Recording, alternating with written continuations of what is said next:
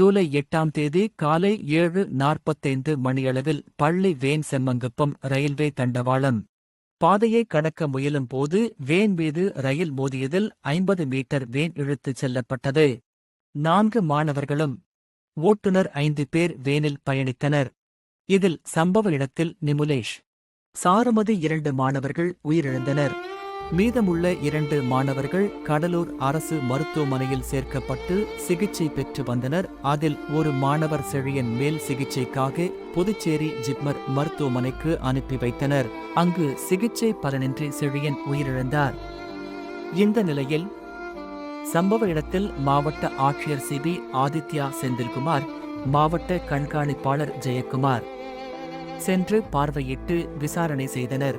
அப்பொழுது gate keeper Pankajan Sharma gate lock செய்யாததால் இந்த கொடூரமான சம்பவம் நிகழ்ந்துள்ளதாக தெரியவந்தது. இதையடுத்து கேட் கீப்பர் பங்கஜன் சர்மாவை போலீசார் கைது செய்து விசாரணை மேற்கொண்டனர். இதில் ரயில்வே துறை அதிகாரிகளும் விசாரணை செய்ததில் வென் டிரைவர் கேட்டை திறக்க சொன்னதாலும் ஊர் மக்கள் அழுத்தம் கொடுத்து கேட்டை திறக்க சொன்னதாக கூறியிருந்தார். இதனை மறுத்த பள்ளி வேன் ஓட்டுநர் கேட் துறந்திருந்தது, அதனால் தான் நான் தண்டவாதத்தை கடக்க முயன்ற போது ரயில் மோதிதாக தெரிவித்தார். வேனில் பயணித்த பள்ளி மாணவரும் ரயில்வே கேட் திறந்து இருந்ததாகவும் அதனால்தான் வேன் சென்றதாகவும்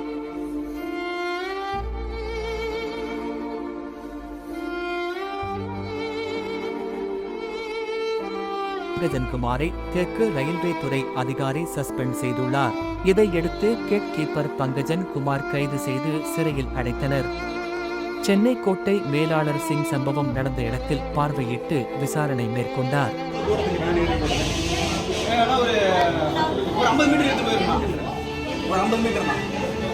உயிரிழந்த மாணவர்களுக்கு தலா 5 லட்சம் வழங்கப்படும் எனவும் காயம்பட்டவர்களுக்கு 250 லட்சம் நிவாரணம் வழங்கப்படும் என தெற்கு ரயில்வே சார்பாக தெரிவித்துள்ளனர். இதனையடுத்து கடலூர் மருத்துவமனையில் அமைச்சர் சி வி கணேசனும் வேளாண்மைத்துறை அமைச்சர் MRK பன்னீர்செல்வம் நேரில் சென்று காயமடைந்த பள்ளி மாணவர்கள் மற்றும் வேல் ஓட்டுநரை சந்தித்து ஆறுதல் கூறினார்.